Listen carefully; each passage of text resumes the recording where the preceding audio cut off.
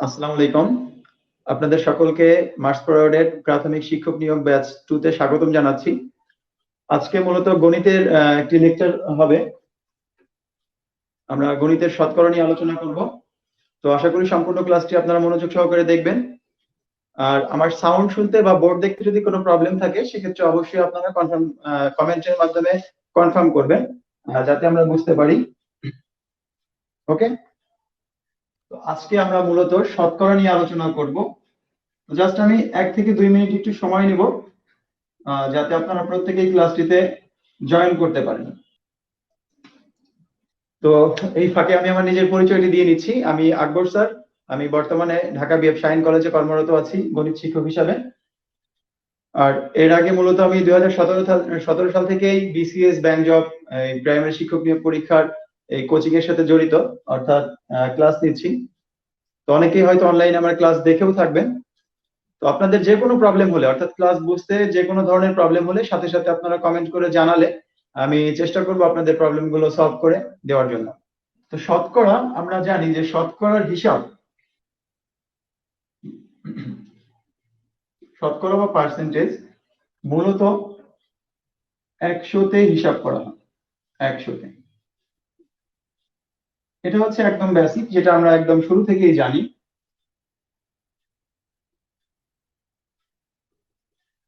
এখন এটা আমাদের প্রবলেম না যে শতকরা 100-তে হিসাব করা হয়, এটা আমরা ছোটবেলা থেকেই জানি, কিন্তু কিভাবে হিসাব করা হয় এটাই হচ্ছে আমাদের মূল ফ্যাক্ট। অর্থাৎ এই হিসাবটা কিন্তু আমরা ছোট থেকেই শিখে আসছি, একদম আমাদের যে নিচের ক্লাসগুলোতে আমরা করে আসছি, কিন্তু দীর্ঘদিন প্র্যাকটিস না থাকার কারণে এই হিসাবটা করতে গিয়ে আমাদের হয়তো একটু সময় বেশি লাগে বা অনেক সময় ভুল হয়ে যায়। তো আজকের ক্লাসটিতে আমি মূলত একদম বেসিক থেকে আলোচনা করব যাতে আপনাদের প্রিভিয়াস কথাগুলো মনে পড়ে যায়।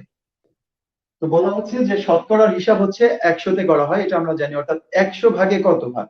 যেমন আমি যদি এখানে বলি যে শতকরা 20 ভাগ, শতকরা 20, তাহলে এটাকে আমাকে বুঝে নিতে হবে যে এটা আমরা মূলত 100-তে হিসাব করছি। অর্থাৎ 100 ভাগের মধ্যে হচ্ছে 20 ভাগ। 100 ভাগের মধ্যে 20 ভাগ, এটা আমরা একদম ছোট থেকেই জানি বা আমরা প্রত্যেকেই জানি যে 100-তে আমরা শতকরাটা হিসাব করি। এই শতকরার চিহ্নটা হচ্ছে পার্সেন্টেজ। এখন যখনই আমাদের এই পার্সেন্টেজ থাকবে তখন আমরা কি করব? পার্সেন্টেজ অর্থ হচ্ছে যেমন 20%। তো এই পার্সেন্টেজ যদি আমরা তুলে দেই সেক্ষেত্রে আমরা সবসময় 100 দিয়ে ভাগ করে দেব। অর্থাৎ এখন থেকে আমরা যেখানেই পার্সেন্টেজ পাবো, পার্সেন্টেজকে যদি আমরা সংখ্যায় বা ভগ্নাংশে প্রকাশ করতে চাই সেক্ষেত্রে অবশ্যই কি করব? 100 দিয়ে ভাগ করে দিব। অর্থাৎ পার্সেন্টেজ থাকলেই আমাদের কি করতে হবে? 100 দিয়ে ভাগ করে দিতে হবে। একদম নর্মাল একটা বিষয়। তো শতকরার ক্ষেত্রে আমাদের কোশ্চেন মূলত দুই ভাবে থাকতে পারে। একটা হচ্ছে শতকরায় প্রকাশ করো, শতকরায় প্রকাশ। আর একটা হচ্ছে যে আমাদের শতকরায় প্রকাশ করা আছে, সেক্ষেত্রে আমাদের কি করতে হবে? শতকরা থেকে দশমিক বা ভগ্নাংশে প্রকাশ করতে হবে। দশমিক সংখ্যা বা ভগ্নাংশ সংখ্যায় প্রকাশ করতে হবে।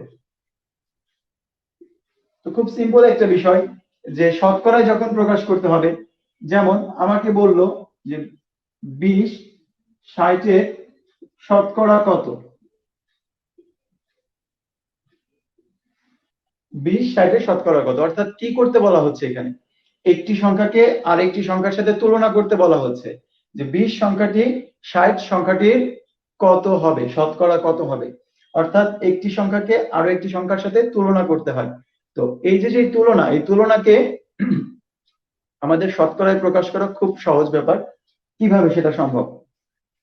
আমরা তুলনা করতেছি কাকে? 20-কে। কার সাথে তুলনা করতেছি? 60-এর সাথে। তাহলে এই 20-কে সবসময় আমরা উপরে রাখবো, অর্থাৎ যাকে তুলনা করা হবে সেই মানটাকে সবসময় ভগ্নাংশের উপরে, এবং যার সাথে তুলনা করব এই মানটাকে আমরা নিচে রাখবো। তাহলে অবশ্যই একটা ভগ্নাংশ চলে আসবে আমাদের। তো এই মানটাকে যদি আমরা 100% দিয়ে গুণ করে দিই তাহলে আমাদের শতকরায় প্রকাশ হয়ে যাবে। যেটা কিনা আমরা আগে করতাম এভাবে যে 60 ভাগের মধ্যে হচ্ছে 20 ভাগ, বা 60-এর মধ্যে 20, 1-এর মধ্যে কত আর 100-এর মধ্যে কত। তো যেহেতু আমাদের হাতে পরীক্ষার হলে সময় খুবই কম থাকবে, কারণ আমরা জানি যে 80টি প্রশ্নের মধ্যে 20টি প্রশ্নের অ্যান্সার করতে হবে গণিত থেকেই, অর্থাৎ 1 ঘন্টা সময়ের মধ্যে এই 80টা প্রশ্ন, তার মধ্যে আবার 20টি হচ্ছে গণিতের।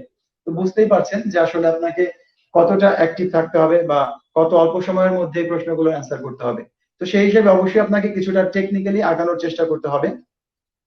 তো সেটাই বলছিলাম যে আমাদের আগে আমরা ঐকিক নিয়মে শতকরার মান বের করতাম, কিন্তু এখন আমরা ওই সিস্টেমে যাব না। আমাদের আগে দেখতে হবে যে কাকে তুলনা করতে বলা হলো। বলা হচ্ছে 20 60-এর শতকরা কত, তার মানে 20 কে তুলনা করতে বলা হচ্ছে কার সাথে? 60-এর সাথে। তো আমরা এই জন্য 20 কে উপরে রাখবো, আর যার সাথে তুলনা করবো সেই মানটা হচ্ছে নিচে। 100% দিয়ে গুণ করে দিলাম, তাহলে যে মানটা আসবে এটাই হয়ে যাবে আমাদের শতকরা। ফলাফল নির্ণয় করা আমি একটু পরে শেখাচ্ছি।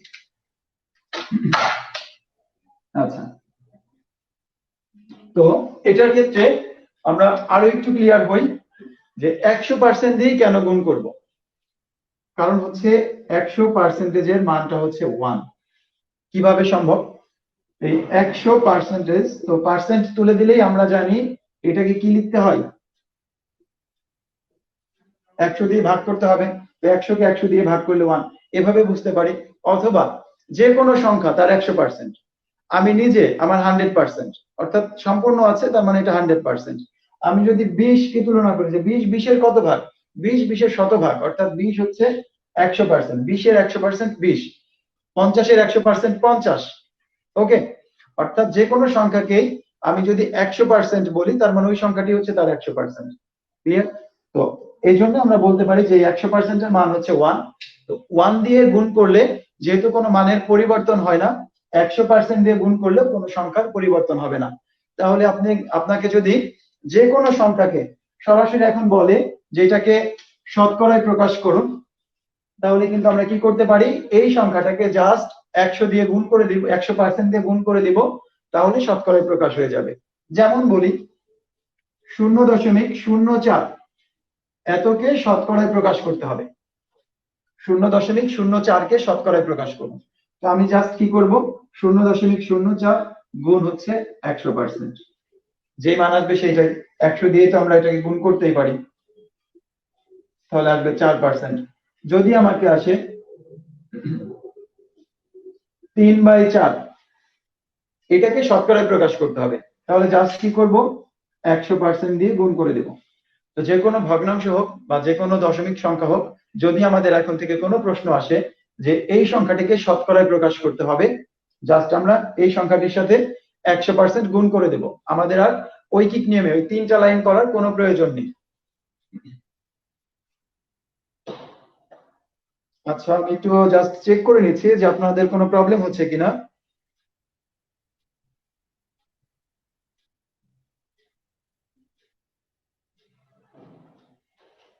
ওকে, যে কোনো প্রবলেম থাকলে সেক্ষেত্রে অবশ্যই আপনারা একটু কমেন্ট করে জানাবেন, আমি আপনাদের প্রবলেমগুলো সলভ করব। তো যেটা বলছিলাম যে আমরা জাস্ট এখন থেকে 100% দিয়ে গুণ করে দিলে, যেমন এটাকে যদি আমরা গুণ করে দিই 100 দিয়ে কেটে দিতে পারি 4 দিয়ে, যাবে হচ্ছে 25 বার, তাহলে 3/25-এ 75%। আচ্ছা, এই যে অঙ্কটাকে আমি রেখে দিয়েছিলাম, এটাকে যদি আমরা ভাগ করে দিই 3 দিয়ে ভাগ করলে কত হবে? 3 দিয়ে 100 কে ভাগ করলে হবে 33.33%। তো আপনাদের আর কোনো প্রবলেম আছে কিনা একটু জানাবেন, যে এই শতকরায় যদি প্রকাশ করতে বলে তাহলে আমরা শতকরায় প্রকাশ করতে পারবো কিনা।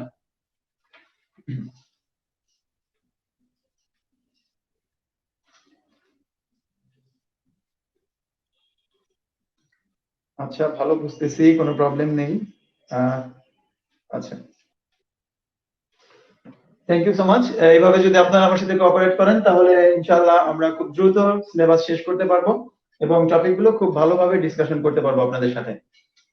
তো যেটা বলছিলাম যে শতকরায় প্রকাশ করতে বললে আমরা এখান থেকে করতে পারবো। এখন যদি আমাদের আসে দশমিক বা ভগ্নাংশে প্রকাশ, শতকরা থেকে দশমিক বা ভগ্নাংশে প্রকাশ, তো সেক্ষেত্রে আমরা যেই কাজটা করব, যেমন আমি বললাম 1/2%, তো এই মানটাকে কি করতে হবে, শতকরায় প্রকাশ করতে হবে। এই শতকরায় প্রকাশ করা আছে, দশমিক সংখ্যায় প্রকাশ করতে হবে অথবা ভগ্নাংশে প্রকাশ করতে হবে।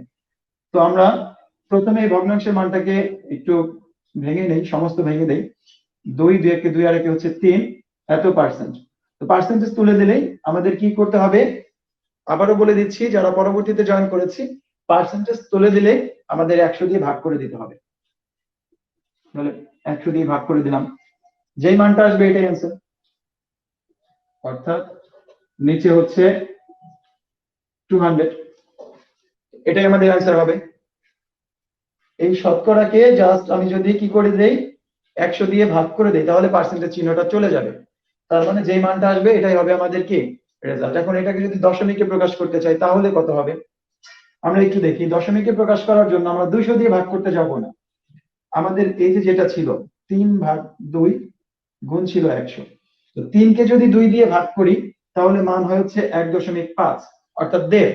এটা তো আমরা জানি যে 3 কে 2 দিয়ে ভাগ করলে 1.5 ভাগ করা খুব সহজ, কিন্তু 200 দিয়ে যখনই 3 কে ভাগ করতে যাব তখন কিন্তু আমাদের ভাগফলটা বড় হয়ে যাবে বা হিসাবটা বড় হয়ে যাবে।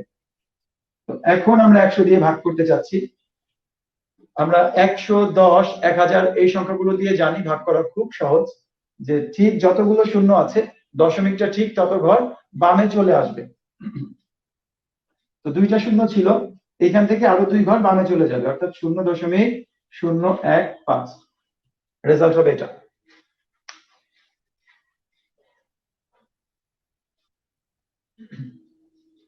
আচ্ছা, আরো কিছু উদাহরণ চাচ্ছিলেন সালাউদ্দিন কাদের ভাই।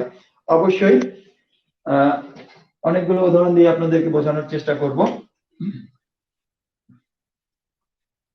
আজকে যেহেতু প্রথম ক্লাস ছিল, এই জন্য জাস্ট সাউন্ড ক্লিয়ার কিনা বা বোর্ড ক্লিয়ার কিনা একটু চেক করতে সময় নিয়েছি। ইনশাল্লাহ আমরা আরো বেশি ডিসকাশন করার সময় পেয়ে যাব।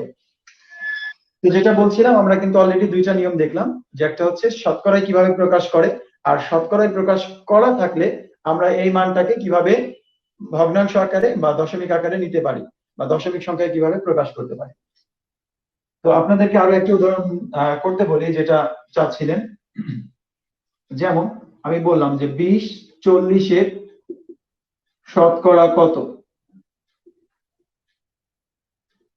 শতকরায় প্রকাশ করতে বলা হচ্ছে। 20/40 শতকরা কত। ইনশাআল্লাহ প্রত্যেকে আপনারা অ্যান্সার করবেন, আর আমি তো এটা করেই দেব। 20/40 শতকরা কত। প্রথমেই বলে রাখি যে 20 কে তুলনা করতে বলা হচ্ছে কার সাথে, 40-এর সাথে। তাহলে 20 উপরে যার সাথে তুলনা করা হবে সেই মানটা নিচে, ইনটু হচ্ছে 100%। তাহলে আমাদের শতকরায় প্রকাশ করা হয়ে যাবে। 20 দিয়ে 40 কে ভাগ করলে 2, 2 দিয়ে 100 কে ভাগ করলে যাবে 50 বার, উত্তর হবে 50%। খুব সহজ। এখন বললাম পিতার বয়স 60 বছর, পিতার বয়স 60 বছর, পুত্রের বয়স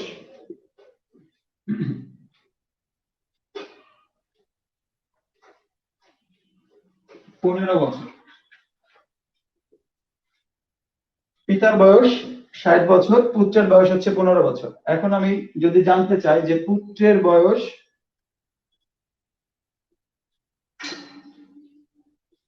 পিতার বয়সের শতকরা কত, পিতার বয়সের শতকরা কত, তো আমি লাউডলি বলে দিচ্ছি, যদি কারো মানে বোর্ড দেখতে প্রবলেমও হয় সে আমার কথা শুনে অ্যান্সার করতে পারবেন। পিতার বয়স হচ্ছে 7 বছর, পুত্রের বয়স 15 বছর। তো পুত্রের বয়স পিতার বয়সের শতকরা কত, এই মানটা জানতে চাওয়া হচ্ছে।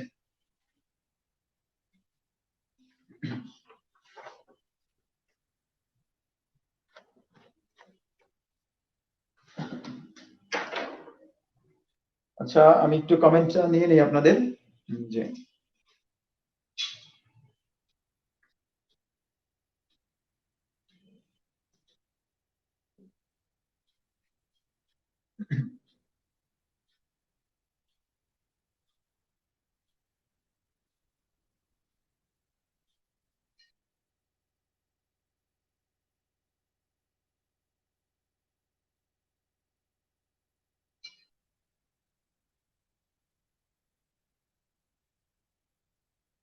আচ্ছা, 25%, অনেকে অ্যান্সার করেছেন 25%।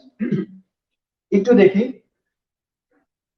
আবারও বলে দিচ্ছি যে আমাদের কাকে তুলনা করতে বলা হচ্ছে, পুত্রের বয়স পিতার বয়সের শতকরা কত, অর্থাৎ পুত্রের বয়সকে তুলনা করতে বলা হয়েছে কার সাথে, পিতার বয়সের সাথে। পুত্রের বয়স হচ্ছে 15 বছর আর পিতার বয়স হচ্ছে 60 বছর। যাকে তুলনা করতে বলবে সেই মানটা উপরে, আর যার সাথে তুলনা করতে বলবে সেই মানটা হচ্ছে নিচে, ইনটু হচ্ছে 100%। তাহলে আমরা কিন্তু রেজাল্ট পেয়ে যাচ্ছি 4×15=60, আর 4 দিয়ে যদি 100 কে ভাগ করে দেই তাহলে আমাদের আসবে হচ্ছে 25 বার, অর্থাৎ 25%। থ্যাংক ইউ সো মাচ, আপনাদের প্রত্যেকেরই অ্যান্সারটি সঠিক হয়েছে।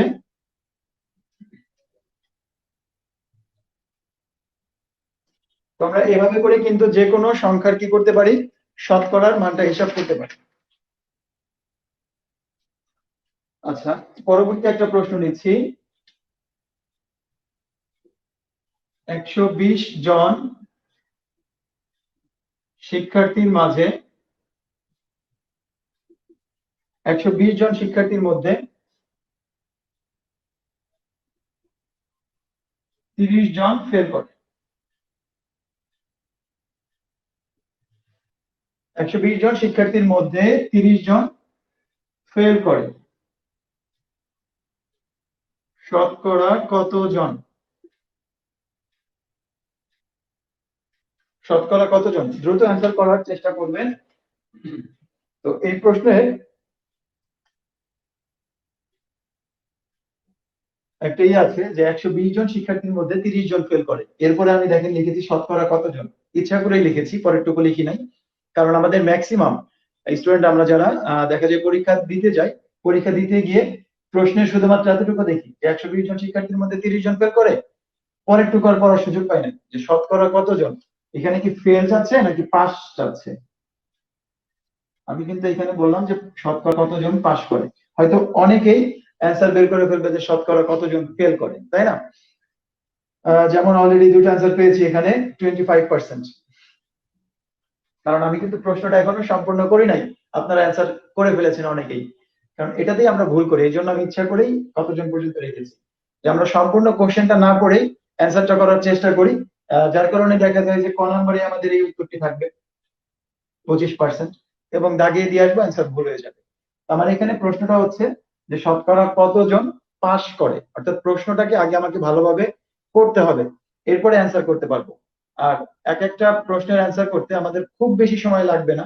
আমি আপনাদেরকে মানে কথা দিচ্ছি যে আমরা কিছু টেকনিক এমন ভাবে শিখবো, আপাতত তো জাস্ট বেসিক আলোচনা করছি, তো কিছু টেকনিক্যালি এমন ভাবে আমরা আগাবো যাতে করে প্রত্যেকটা প্রশ্নের অ্যান্সার আমরা সর্বোচ্চ 30 সেকেন্ডের মধ্যে করতে পারি। ওকে, 120 জন শিক্ষার্থীর মধ্যে 30 জন ফেল করে, শতকরা কতজন শিক্ষার্থী পাস করে? তো এক্ষেত্রে আমরা আগে যদি বের করি যে শতকরা কতজন ফেল করে বা ফেলের পার্সেন্টেজটা যদি বের করতে পারি, সেখান থেকেও আমরা পাশের হারটা বের করতে পারবো। তো কিভাবে? 30 জন ফেল করে, তার মানে 30 তুলনা করি কতজনের সাথে, 120 এর সাথে, ইনটু 100%। তাহলে আমরা এটা কি পাচ্ছি? এটা আমরা ফেল পাচ্ছি, যে এত পার্সেন্ট ফেল করবে। শূন্য শূন্য কেটে দিয়ে 3 4 হচ্ছে 12, আর 4 25 100, তো 25% ফেল করে। তাহলে পাস করে কত পার্সেন্ট? সবসময় মনে রাখবো, আমরা হিসাব করি 100%-এ, 25% ফেল করলে পাস করবে কত পার্সেন্ট? পাস করবে 75%, 75%। তাহলে রেজাল্ট হবে কিন্তু 75%, যেটা কিনা আমরা অনেকেই প্রথম দিকে ভুল উত্তর দিয়েছি 25%। তো আশা করি আমাদের ভুলটা কোথায় হয় আমরা নিশ্চয়ই ধরতে পেরেছি। ওকে, তাহলে পরের প্রশ্নে চলে যাচ্ছি, একটু মুছে নেই। আর যদি কেউ বুঝতে না পারি সেক্ষেত্রে যেন অবশ্যই কমেন্ট করে জানাই। এখানে কোনো লজ্জার কিছু নাই যে হয়তো সবাই অ্যান্সার করতে পারছে আমি পারছি না। তো এটা যদি আপনি লজ্জা করেন আপনার প্রবলেমটা আজীবন প্রবলেমই থেকে যাবে। আর যদি আপনি মুখ ফেটে জাস্ট বলতে পারেন যে না স্যার আমি বুঝি নাই, তাহলে কিন্তু এটা আপনার ক্লিয়ার হয়ে যাবে, এই কনসেপ্টটা সম্পর্কে আপনার ধারণা ভালো হবে, বা আমি আরো একবার বুঝিয়ে দিব। আচ্ছা যাই হোক, আমরা এর পরবর্তীতে আরো একটা প্রশ্ন নিই। তো এই যে প্রশ্নটা মাত্র সমাধান করলাম, এটা কিন্তু আমাদের বিগত এই সহকারী শিক্ষক নিয়োগ পরীক্ষা 2015 সালে এসেছিল। আমরা এরকম টাইপের একটা প্রশ্ন নিয়েছিলাম যে এতকে শতকরায় প্রকাশ করলে কি হবে। এই 0.4, 0.4 কে শতকরায় প্রকাশ করলে জাস্ট কি অ্যান্সার হবে? 0.4 কে যদি আমরা শতকরায় প্রকাশ করি সেক্ষেত্রে কি অ্যান্সার হবে? এটা মনে হতে পারে যে একদম সহজ প্রশ্ন, এই প্রশ্নটা 2010 সালে সহকারী শিক্ষক নিয়োগ পরীক্ষায় এসেছে। তো এইগুলা যদি আমরা নিজেরা করতে পারি, এর পরবর্তীতে আমি নতুন টাইপের অঙ্কে চলে যাব।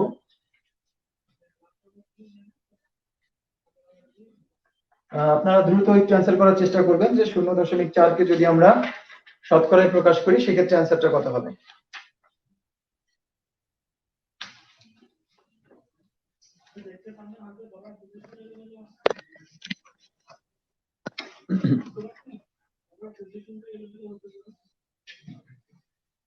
আচ্ছা, 40%। অনেকে অ্যান্সার দিয়েছি। জাস্ট একদম সিম্পল একটা বিষয়, এই 0.4 কে আমরা 100% দিয়ে গুণ করে দেব, গুণ করে দিলে মান পেয়ে যাব 40%। আর আমি আমি হয়তো ধরেই নিচ্ছি যে আপনাদের দশমিক এর গুণ ভাগে কোনো প্রবলেম নেই। আর যাদের প্রবলেম আছে তাদের উদ্দেশ্যে আরেকবার বলি, আমরা যদি গুণের ক্ষেত্রে 10, 100, 1000 থাকলে ঠিক যতগুলো শূন্য থাকবে, গুণের ক্ষেত্রে এই দশমিক কোন দিকে যাবে? ডানে সরে যাবে, ডানে সরবে। আর ভাগের ক্ষেত্রে দশমিক বামে সরবে। তো এটা জাস্ট আমরা একটু মনে রাখবো যে আমরা যখন গুণ করব 10, 100, 1000 দিয়ে, তখন এই দশমিকটা আমাদের ডান দিকে সরে যাবে, ঠিক যতগুলো শূন্য তত ঘর ডানে। আর ভাগের ক্ষেত্রে আমাদের এটা আচ্ছা, রাবেয়া ইসলাম ঋতু জানতে চাচ্ছিলেন কিভাবে, আমি অলরেডি বলে দিয়েছি। ভাগের ক্ষেত্রে বামে আর গুণের ক্ষেত্রে হচ্ছে ডানে সরবে। আচ্ছা, তো আরেকটু বলি, আরেকটা প্রশ্ন নেই তাহলে। শামীমের আয় ও ব্যয়ের অনুপাত, শামীমের আয় ও ব্যয়ের অনুপাত হচ্ছে 15:20। শামীমের আয় ও ব্যয়ের অনুপাত, আচ্ছা একটু উল্টা লিখেছি, 20:15।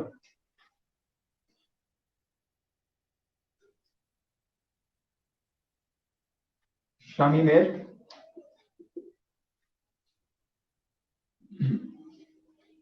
মাসিক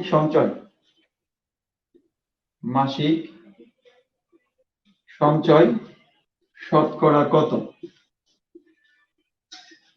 সঞ্চয় কত এটা জানতে চাচ্ছে। আচ্ছা, বলা হচ্ছে যে শামীমের আয় এবং ব্যয়ের অনুপাত 20:15, আর শামীমের মাসিক সঞ্চয় শতকরা কত। তো এই অঙ্কটাও কিন্তু আমাদের শতকরায় প্রকাশ করতে বলা হয়েছে, এই জন্য জাস্ট আমি এই অঙ্কটা নিলাম। এই অঙ্কটা আমাদের প্রাথমিক সহকারী শিক্ষক নিয়োগ পরীক্ষা 2019-এ আসছে, একদম খুব রিসেন্টলি আসছে। শামীমের আয় এবং ব্যয়ের অনুপাত দেওয়া আছে 20:15, এর মাসিক সঞ্চয় কত। তো আমরা অনেকে এই ক্ষেত্রে হয়তো এই মাসিক অর্থাৎ মাসের হিসাব গণনায় চলে যাওয়ার সম্ভাবনা আছে, মানে অনেকেই এটাকে অনেক বড় ভাবে চিন্তা করা শুরু করে দিয়েছি হয়তো, কিন্তু এত বিশাল ভাবে চিন্তা করার কিছু নেই।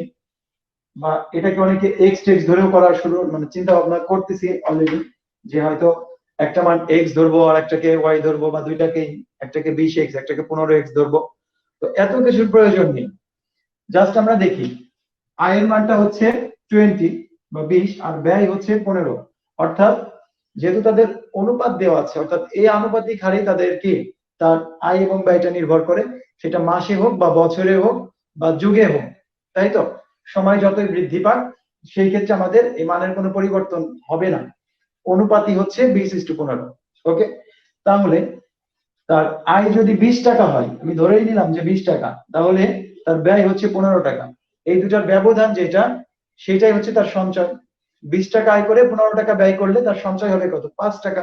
তো এটা হিসাব করার জন্য অবশ্যই আমাকে খাতা কলমে লিখতে হবে না যে 15-20 বা 20-15 এভাবে লিখতে হচ্ছে না, দেখেই জাস্ট বুঝতে পারতেছে যে না, তাহলে তার সঞ্চয় হচ্ছে সঞ্চয় 5। এখন আসি যে সঞ্চয় শতকরা কত। এখন সঞ্চয়টা তুলনা করা হয় কার সাথে? সবসময় সঞ্চয়টা তুলনা করি হচ্ছে আমরা আয়ের সাথে, অর্থাৎ আয়ের শতকরা কত। অর্থাৎ আয়টা যদি আমার উল্লেখ থাকে তাও ভালো, যদি উল্লেখ না থাকে, যেমন আমি এখানে আয়টাকে ইচ্ছা করে উল্লেখ করি নাই যে আয়ের শতকরা কত, কারণ আপনাকে যখন সঞ্চয় বের করতে বলবে অবশ্যই এটা কি রিলেটেড, আয় রিলেটেড, অর্থাৎ আপনার ইনকামটা যত হবে ইনকামের উপরেই নির্ভর করবে আপনার সঞ্চয়টা। ওকে, তো আর যদি আপনাকে বলে দেয় যে সঞ্চয় আয়ের কত বা ব্যয়ের কত, সেক্ষেত্রে তো অবশ্যই আপনাকে সেটার সাথে তুলনা করতে হবে। এখন জাস্ট আমরা কি করব, সঞ্চয় এটাকে তুলনা করতে বলছে কার সাথে, আয়ের সাথে। আয় কত আছে 20, গুণ দিয়ে দিব 100% দিয়ে, মান চলে আসবে। খুব সিম্পল একটা বিষয়। তো 4 4 25 হচ্ছে 100, তার মানে এটার ক্ষেত্রে অ্যান্সার হচ্ছে 25%।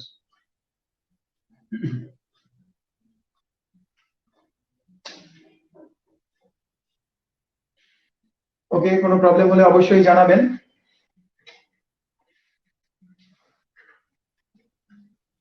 তো আমি এটা মুছে দিচ্ছি। তো এই টাইপের অঙ্কগুলো আমরা করতে পারবো। তো আমি এখন নতুন টপিকের দিকে যাচ্ছি, শতকরারই। আমরা হয়তো এখন এই তুলনা থাকলে শতকরায় প্রকাশ করতে পারবো, এতটুকু বিষয় আশা করি ক্লিয়ার। এরপরে প্রবলেম থাকলে অবশ্যই আমি সলভ করে দেব। আপনারা যে কোনো প্রবলেম শেয়ার করতে পারেন আপনাদের। তো এখন আসি যে আমাদের অনেক সময় প্রশ্ন আসে যে 20% বৃদ্ধিতে 20% বৃদ্ধিতে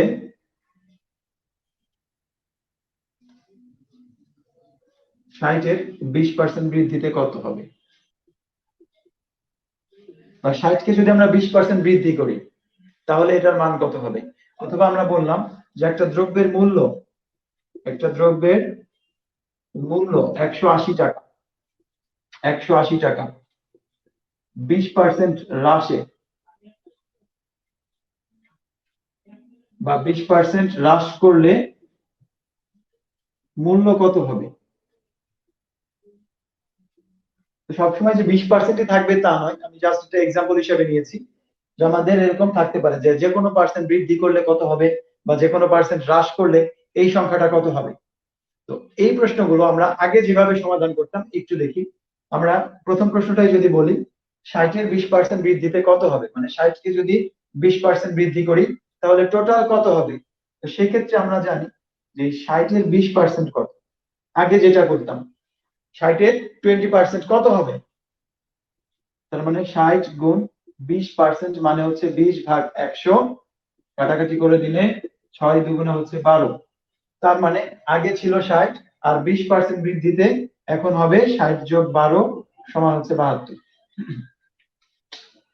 60-এর 20% বৃদ্ধিতে কত হবে, 60-এর 20% বৃদ্ধিতে হবে 72। কিন্তু আমরা এভাবে করতে পারি, বা অনেকেই করে থাকি। এটা যে হবে না তা না, অবশ্যই হবে, এটা কারেক্ট নিয়ম। কিন্তু আমার এটা করতে অলরেডি 3টা লাইন লিখতে হয়েছে, বা 3টা ধাপে ধাপে আগাতে হয়েছে। প্রথমে আমি এটা 20% বের করেছি, পরবর্তীতে যোগ করেছি। তো আমি বলেছি যে আমার পরীক্ষা হলে 1 সেকেন্ডের মূল্য অনেক বেশি, তাই না। তো এই জন্য আমরা যে কাজটা করব, এটাকে আর এত বেশি বাড়ানোর বা সুযোগ দেব না, যে এত বেশি লাইন লেখার সুযোগ নিব না আমরা। আমরা যেটা করব, আমরা নর্মালি জানি যে 60 হচ্ছে 60-এর 100%, যে কোনো সংখ্যাটাই ওই সংখ্যাটার 100%। এটাকে যদি 1%ও বৃদ্ধি করি তাহলে সেটা 100 থেকে 1 বেড়ে যাবে, অর্থাৎ হয়ে যাবে কত, 101%। তো এখানে আমরা জাস্ট বৃদ্ধি করতেছি কত পার্সেন্ট, 20%।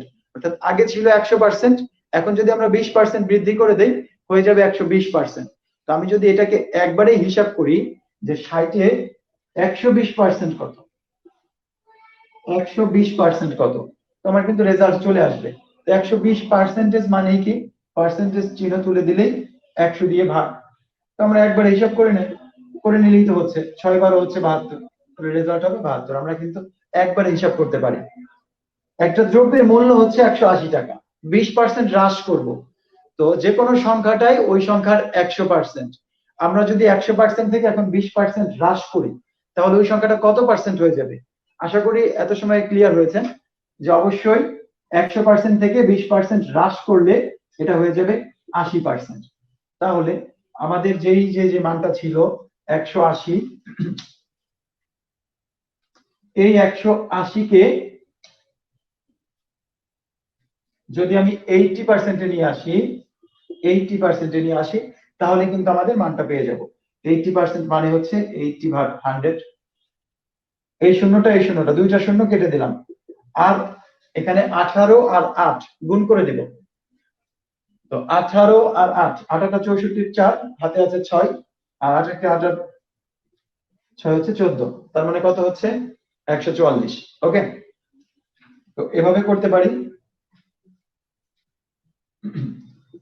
আবার কেউ যদি চায় যে না এই তো আছে, আমি যদি এটাকে মনে মনে 10 ধরতাম, তো অত হিসাবের দরকার নেই। 180 থেকে জাস্ট যদি আমরা কত বিয়োগ করব, এখানে কি আমি ভুল লিখেছি?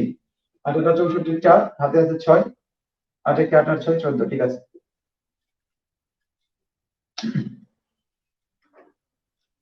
তার মানে 144 টাকা। তো এভাবেও করলে আপনারা করতে পারেন, যে এটাকে যদি 10 হিসাব করি, যা বা 20 হিসাব করি, 8 20 হচ্ছে 160, 160 এর থেকে 16 বিয়োগ করব। তো এটা সিম্পল একটা গুণ, আশা করি খুব বেশি প্রবলেম হবে না। বড় ধরনের গুণ আসলে তখন আমি এই টেকনিকটা দেখিয়ে দিব, আর যে বড় ধরনের গুণ থাকলে তখন আমরা জাস্ট কিভাবে বের করব। তো আশা করি যে আপনাদের যে হ্রাস বৃদ্ধি, যে এই যে যে কোনো একটা সংখ্যাকে এত পার্সেন্ট বৃদ্ধি করলে কত হবে, এত পার্সেন্ট হ্রাস করলে কত হবে, আর তেমন খুব বেশি একটা প্রবলেম হবে না। তো এই ধরনের প্রশ্ন আমাদের প্রায়ই আসবে পরীক্ষাতে, বা প্রায় এসে থাকে। তো এটার উল্টাটা করলে কি হবে একটু দেখে আসি। 20% বৃদ্ধিতে নতুন মূল্য, 20% বৃদ্ধিতে নতুন মূল্য হলো 240 টাকা। 20% বৃদ্ধিতে নতুন মূল্য হয়েছে 240 টাকা। পূর্ব মূল্য কত ছিল? পূর্ব মূল্য কত ছিল? অথবা এই প্রশ্নটাকে জাস্ট যদি আমি এভাবে নেই, কোন সংখ্যাকে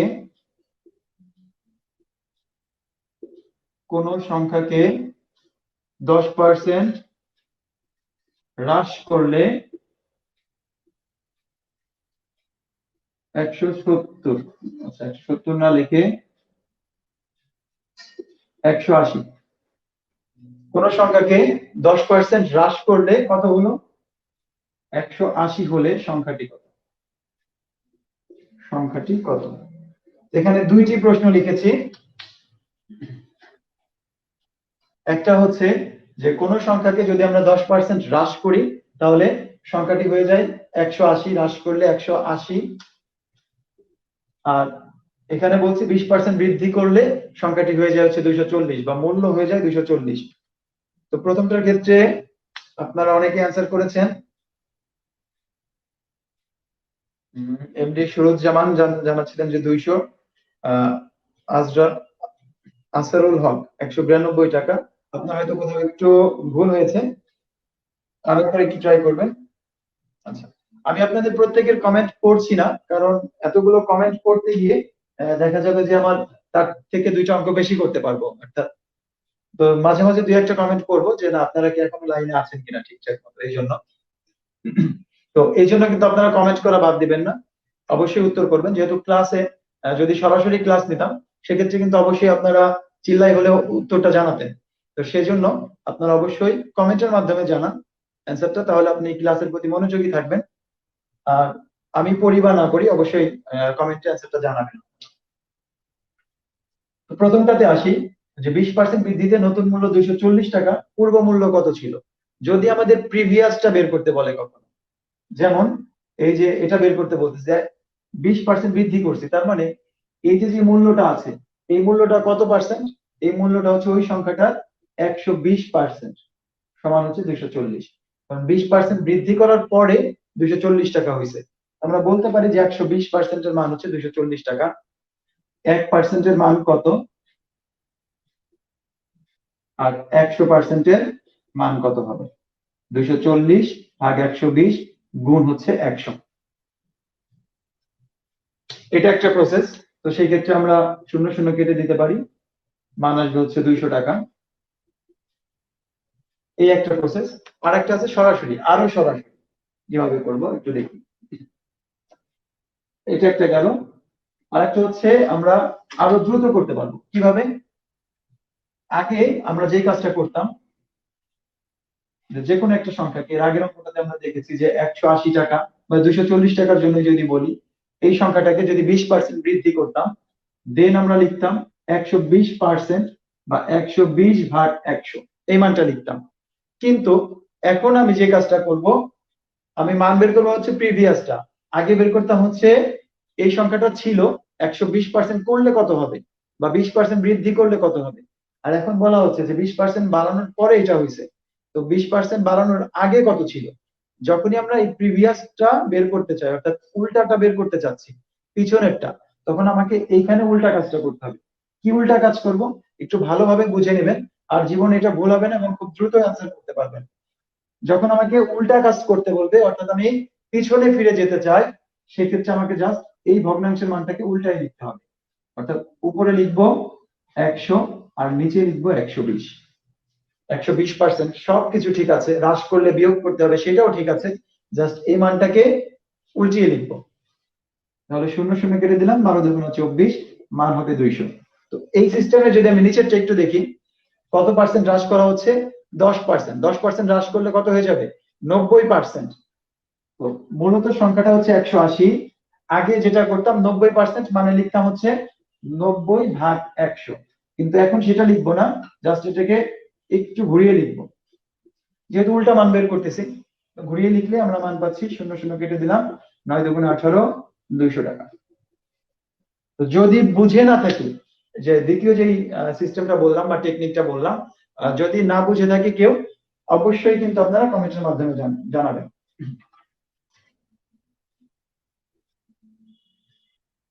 একদম খুব সহজ, আপনি প্রশ্ন দেখা মাত্র অ্যান্সার করতে পারবেন।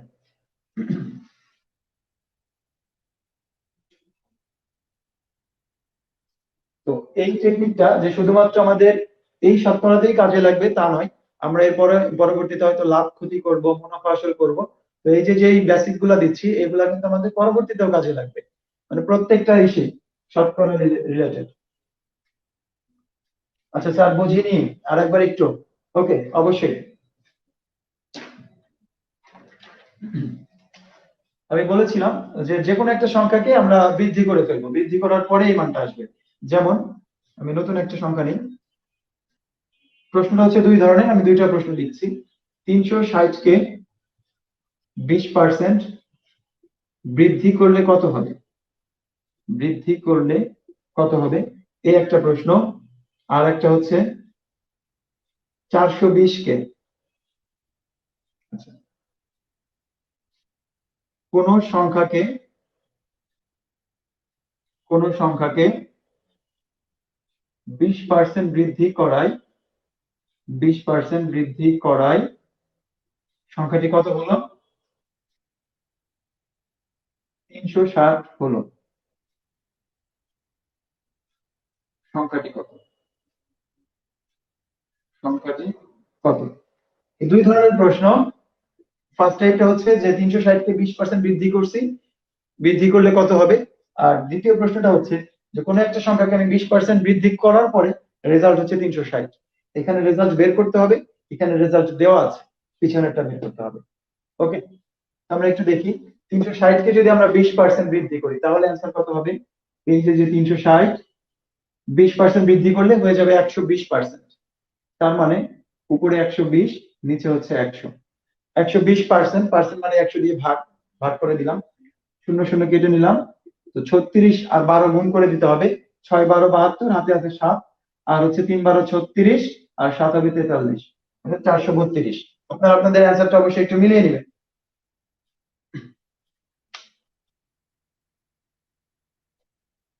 360 গুণ 120/100, অর্থাৎ যে সংখ্যাটা আছে 20% বৃদ্ধি করলে সেই সংখ্যাটা হয়ে যাবে 120%। 10% বৃদ্ধি করলে হয়ে যাবে 110%। 25% বৃদ্ধি করলে হয়ে যাবে 125%। যদি 10% হ্রাস করি হয়ে যাবে 90%। 20% হ্রাস করলে হয়ে যাবে 80%। অর্থাৎ যে সংখ্যাটা, ওই সংখ্যাটা হচ্ছে নিজে নিজে 100%, বাড়ালে বা কমালে জাস্ট আমাদের চেঞ্জ হয়ে যাবে, এই আর কি। এখন আসি যে 360 কে, তার মানে আমরা এই 0 0 কেটে দিয়ে 6 12 72, 7 3 12 36, আর 7 হচ্ছে 43, 432।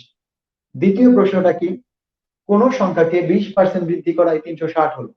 অ্যান্সারটা আছে নাই কোনটা? পিছনেরটা, যে কোন সংখ্যাটা, সেই সংখ্যাটা জানা নেই। তো এইটার ক্ষেত্রে আমরা একবারে অ্যান্সারটা বের করব। কিভাবে বের করতে পারি? এই যে 360 আছে, 20% বৃদ্ধি করলে হয়ে গেছে কত? 120%। তো যেহেতু আমরা উল্টাটা বের করবো, 120% মানে হচ্ছে 120/100। আমরা পিছনে ফিরে যাব, অর্থাৎ আগের মানটা বের করব, সংখ্যাটি বের করব। এই জন্য আমরা এখানে কি কাজ করব? উপরে 100, নিচে 120, এই ভগ্নাংশের মানটাকে ঘুরিয়ে লিখে দিব, তাহলে অ্যান্সার চলে আসবে। খুব সিম্পল। শূন্য শূন্য কেটে দিলাম, 3×12 = 36, তাহলে এটার মান হবে 300। আচ্ছা, এখনো কি কোনো প্রবলেম আছে? সাবরিনা নাজনীন আন্নি, থ্যাংক ইউ। আপনার দুটো অ্যান্সারই হয়েছে। অন্য দুটো অ্যান্সার হয়েছে, ওনার কমেন্টটা জাস্ট চোখে পড়ে গেল, এই জন্য আমি পড়ে দিলাম। তো আপনাদের অন্যরা যারা অ্যান্সার করেছেন, আপনাদের অ্যান্সারটা হয়েছে, আপনারা মন খারাপ করবেন না যে একটা কমেন্ট পড়লাম বাকিগুলো পড়লাম না, তেমন যেন না হয়। ওকে, তাহলে আমরা কিন্তু এখন যে কোনো মানটাকে কি করতে পারি? হ্রাস বৃদ্ধি করতে পারি, বা হ্রাস বৃদ্ধি করা থাকলে সেক্ষেত্রে আমরা অ্যান্সারটা দিয়ে নিতে পারি। তো আরেকটা প্রশ্ন নেই, এই ধরনের প্রশ্ন কিন্তু আমাদের প্রায়ই আসে। যদি, খুব কমন একটা প্রশ্ন, হয়তো প্রশ্ন লেখার আগে অনেকে অ্যান্সার দিয়ে দিতে পারে। তেলের মূল্য 25% বৃদ্ধি পায়, তবে তেলের ব্যবহার তেলের ব্যবহার শতকরা কত কমালে তেল বাবদ খরচ বৃদ্ধি পাবে না? বৃদ্ধি পাবে না। বিভিন্ন বইয়ে দেখবেন বিভিন্ন P+Q কেউ দিয়ে অনেক সূত্র টুত্র আছে। তো প্রত্যেকটা অঙ্কের জন্য আলাদা আলাদা, অঙ্কের জন্য আলাদা আলাদা সূত্র। এত সূত্র যদি মনে রাখেন, পরীক্ষার হলে কোনটার জন্য কোনটা পড়ে গিয়েছিলেন দেখা যাবে ভুলে যেতে পারেন। এই জন্য আমরা চেষ্টা করব অঙ্কগুলো যাতে একদম সঠিক নিয়মে শিখতে পারি, শর্টকাট নিজেই তৈরি করে নিতে পারবো। বিশ্বাস না হলে একটু দেখি আমরা। তেলের মূল্য 25% বৃদ্ধি পায়, তার মানে 25% বৃদ্ধি পাওয়াতে কি হলো? যে আগে যেটা 100 টাকা ছিল, বর্তমানে সেটা কত? 125 টাকা। তো বলা হচ্ছে যে তেল বাবদ খরচ বৃদ্ধি করা যাবে না, অর্থাৎ আগে আমি 100 টাকা খরচ করলে এখন আমাকে 100 টাকাই খরচ করতে হবে। তাহলে কি করতে হবে? ব্যবহার কমানো, তেলের ব্যবহার কমাইতে হবে। ব্যবহার কমাইলে সব দিক থেকেই লাভ, তেল বাজিও করা যাবে না, তাই না? আবার এই খরচও বৃদ্ধি পাবে না। তো যাই হোক, তেলের ব্যবহারটাকে আমরা কমানোর চেষ্টা করি। অলরেডি অনেকে অ্যান্সার দিয়ে দিয়েছি, কারণ আমি জানি যে এই টাইপের প্রশ্নগুলো খুবই কমন প্রশ্ন। আসলেই 25% থাকলে 20%, 20% থাকলে 25%, অ্যান্সার মুখস্থ করে দাগিয়ে দিয়ে আসি। তো অনেক ক্ষেত্রে ধরা খেয়ে যেতে পারি, এই জন্য বলে দিচ্ছি যে এখানে 30%, 40% তো থাকতে পারে। তো আমরা একটু কিভাবে রিয়েল ভাবে করতে পারি একটু দেখি। 25% বৃদ্ধি পাই, তার মানে আমরা বলতে পারি যে বর্তমান মূল্য 125 টাকা হলে এটার পূর্ব মূল্য ছিল হচ্ছে 100 টাকা। একটু এক নিয়ম দেখাই, এরপরে টেকনিক্যালি বলে দিচ্ছি। বর্তমান মূল্য 1 টাকা হলে পূর্ব মূল্য ছিল 100/125, আর বর্তমান মূল্য 100 টাকা হলে পূর্ব মূল্য ছিল 100 × 100 ভাগ 125। কাটাকাটি করে দেই, 25 দিয়ে যদি কাটি, 4×25 আর 5×25 100, আর এটা হচ্ছে 20। তার মানে আগে ব্যবহার করতাম 100 টাকার, এখন সেই 100 টাকার জায়গায় ব্যবহার করব কত? 80 টাকার, মানে 80% তেল ব্যবহার করব। কমিয়ে ফেলছি কত? 20% কমে গেছে, যেহেতু আমরা 100 তে হিসাব করেছি সুবিধার্থে। তো এখান থেকে আমরা বলতে পারি যে আমার তেলের ব্যবহার কত পার্সেন্ট কমাতে হবে? 20%। তো এটাকে কোনো টেকনিক টুকনিক কিছুই প্রয়োজন নেই আমার। এই টাইপের প্রশ্ন আসলেই আমি কি করব? উপরে প্রথমে 100 × 100, একদম বিসমিল্লাহর নাম নিয়ে, আর নিচে কি আমি কি করলাম? কত পার্সেন্ট বৃদ্ধি করছে? 25% বৃদ্ধি পাইছে, তাহলে 100 হয়ে গেছে কত পার্সেন্ট? 125%। নিচে 125। যদি আসে 20%, নিচে দিব 120। আসছে, এটা বৃদ্ধি না, হ্রাস করেছি, তাহলে 100 × 100, 20% হ্রাস, নিচে 80। 25% হ্রাস, নিচে 75। আশা করি ক্লিয়ার হয়েছেন। তো এখন জাস্ট যদি আমরা কাটাকাটি করি, তাহলে আমাদের যে মানটা আসবে 100 থেকে মাইনাস করলে অ্যান্সার চলে আসতেছে। তো 5 25 আগেও দেখিয়েছি, 5 25 হচ্ছে 125, 4 25 100, 5 20, তার মানে মান পেলাম 80। এটা অ্যান্সার না, অ্যান্সার হবে 100 বিয়োগ 80, অর্থাৎ 20%। তো যেটাই আসুক ইনশাল্লাহ করতে পারবেন। হ্যাঁ, সংখ্যা চেঞ্জ করিয়ে যে দিলাম, 25% হ্রাস করতে বলতে পারে, 20% বৃদ্ধি থাকতে পারে, বা 20% হ্রাস থাকতে পারে, সেই ক্ষেত্রে অ্যান্সার গুলো এরকম হবে জাস্ট। তো এই টাইপের প্রশ্নগুলো অনেকগুলো প্রাথমিক সহকারী শিক্ষক পরীক্ষায় আসছে, শুধু সহকারী শিক্ষক নিয়োগ পরীক্ষায় না, এটা বিসিএস সহ ব্যাংক জব পরীক্ষাতেও এই টাইপের প্রশ্নগুলো দেখা যায়।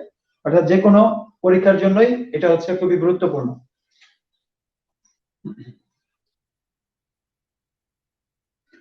ওকে, তাহলে আমি পরবর্তীতে সামনের দিকে একটু যাই। একটি ক্লাসে, এটাও 2019-এর একটি প্রশ্ন, একটি ক্লাসে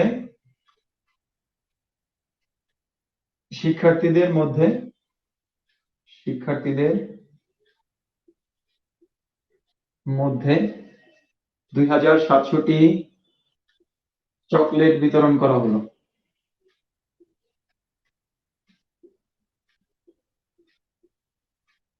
এটা 2019-এর একটা প্রশ্ন, এই জন্য জাস্ট আমি নিচ্ছি, এটা শতকরা রিলেটেড না। একটি ক্লাসে শিক্ষার্থীদের মধ্যে 2700টি চকলেট বিতরণ করা হলো। প্রত্যেকে মোট শিক্ষার্থীর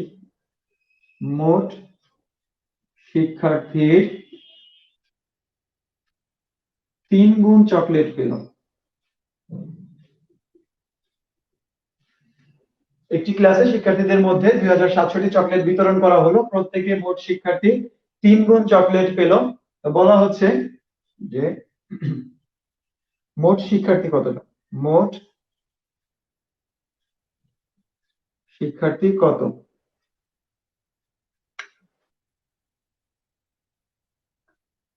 হ্যাঁ, আস্তে আস্তে সবই হবে, জ্যামিতি গুলো দেখতে পারবেন, সমস্যা নাই। আমরা যেহেতু ধারাবাহিক ভাবে আগাবো, আমি একটু বলে রাখি যে আমাদের এই সহকারী শিক্ষক নিয়োগ পরীক্ষাতে টোটাল 20টা প্রশ্ন থাকে গণিত থেকে। এই 20টা প্রশ্নের বিভিন্ন টপিক থেকে আসে গণিতের, শতকরা, বাস্তব সংখ্যা, লাভ ক্ষতি, এরপরে হচ্ছে মুনাফা আসল, এরপরে আমাদের ঐকিক নিয়মের মধ্যে সময়, কাজ এবং দূরত্বের যে অঙ্কগুলো আছে, দূরত্ব, গতিবেগ, এরপরে বীজগাণিতিক রাশি বা বীজগাণিতিক সূত্র যেগুলো বীজগণিত থেকে আসে, সমীকরণ সমাধান থেকে আমার প্রশ্ন থাকে, এরপরে জ্যামিতি থেকে আমাদের প্রশ্ন থাকে, পরিসংখ্যান থেকে প্রশ্ন থাকে। তো প্রত্যেকটা টপিকই আমরা আলোচনা করব, বা প্রত্যেকটা টপিকের উপরেই এভাবেই ক্লাসগুলো সাজানো। আজকের টপিকটি হচ্ছে শতকরা, এই জন্য আমরা শতকরা নিয়ে আলোচনা করব। আচ্ছা, অলরেডি আপনারা অ্যান্সার করেছেন অনেকেই, কারো কারো অ্যান্সার ভুল হয়েছে, দু একটা অ্যান্সার সঠিকও হয়েছে। আচ্ছা, রাজীব হোসেন বলছিলেন যে পুরো ক্লাসের ভিডিও চাই। হ্যাঁ, ক্লাসের ভিডিওটা এখানে শেয়ার করা থাকবে, এবং এছাড়াও আপনারা এখানে একটা ইউটিউব চ্যানেলের নাম দেখতে পাচ্ছেন, অনলাইন স্টাডি রুম। তো আমার পূর্বের ক্লাসগুলো এই চ্যানেলে আপলোড করা আছে, আপনারা চাইলে এখান থেকেও ক্লাসগুলো দেখে নিতে পারবেন। ওকে, আমি এটা তাহলে আচ্ছা সমাধান করে দিচ্ছি। এই ক্লাসের পুরোটা কই পাবো,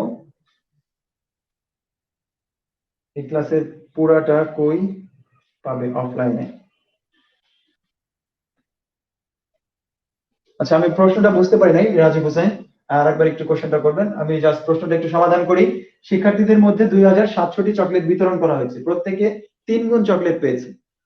তো 3 গুণ চকলেট পেয়েছে, তার মানে একজন শিক্ষার্থী যদি একটা চকলেট পায়, তাহলে একটা করে, আমি জাস্ট হিসাব দেখাচ্ছি, 10 জন শিক্ষার্থী পাবে কি 1 গুণ 10। যদি দুইটা করে চকলেট পাই, তাহলে 10 জন শিক্ষার্থী পাবে কি 10 গুণ 2, অর্থাৎ আমাদের এই চকলেট সংখ্যা, মোট চকলেট থাকবে হচ্ছে 20টি, তাই না? তো চকলেট সংখ্যাটা কিসের সমান হয়, ওই স্টুডেন্ট সংখ্যা আর প্রত্যেকের প্রাপ্ত চকলেট সংখ্যার গুণফলের সমান। এটা যদি মোট শিক্ষার্থী হয়, আর এটা যদি প্রত্যেকে যে কয়টা চকলেট পায় সেই সংখ্যাটা হয়, এই দুটাকে গুণ করলে আমাদের টোটালটা হওয়ার কথা। আমাদের যেহেতু মোট শিক্ষার্থী দেওয়া নেই, আমরা ধরে নিলাম মোট শিক্ষার্থী হচ্ছে এক্স জন, আর পায় হচ্ছে 3 গুণ, অর্থাৎ একজন শিক্ষার্থী হলে প্রত্যেকে চকলেট পায় হচ্ছে 3x করে। তাহলে টোটাল চকলেট হবে কত, টোটাল চকলেট হবে 3 গুণ 3x গুণ হচ্ছে 2700। সরি, এখানে হচ্ছে x গুণ 3x, টা হচ্ছে শিক্ষার্থীর সংখ্যা, আর প্রত্যেকে পায় হচ্ছে 3x। তাহলে শিক্ষার্থী গুণ হচ্ছে চকলেট, এই দুটা গুণ করলে আমরা টোটাল চকলেট সংখ্যাটা পেলাম। এখন যদি আমরা দেখি এই 3 দিয়ে এটাকে ভাগ করে দিতে পারি, 3 নং 27 থাকবে 900, এখানে আসবে x স্কয়ার ইকুয়াল টু হচ্ছে 900। তো x স্কয়ার ইকুয়াল টু 900 হলে x এর মান কত, রুট ওভার 900। তো একটু রুট করা শিখাই। এই যে যে দুইটা শূন্য আছে, এই দুইটা শূন্য চারটা শূন্য থাকলে এই রুট ওভার করা খুব সহজ। এই দুইটা শূন্যকে রুট করলে মান পাবো একটা শূন্য। আর 9 কে রুট ওভার করলে কত পাচ্ছি, 3 3 9, তার মানে 9 কে রুট করলে পাচ্ছি 3। তো ক্যালকুলেটর ছাড়াই কিন্তু আমরা অ্যান্সার দিয়ে দিতে পারলাম যে উত্তর হবে হচ্ছে 30 জন। মোট শিক্ষার্থী ছিল 30 জন।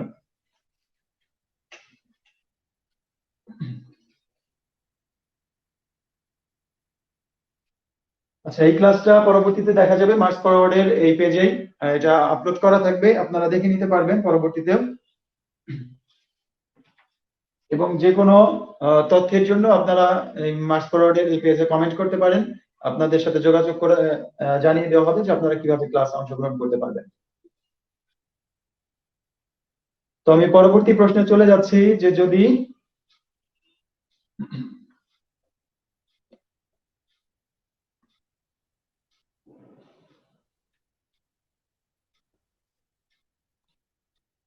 খুব গুরুত্বপূর্ণ একটা প্রশ্ন নিলাম, কোন সংখ্যার বা কোন সংখ্যার 40% সাথে 45 যোগ করলে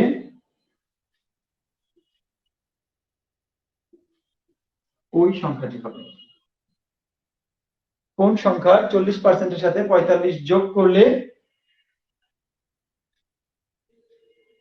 ওই সংখ্যাটি হবে। তো আমি একটু অপশন দিয়ে দিচ্ছি আপনাদেরকে, এটা খুব মজার একটা প্রশ্ন।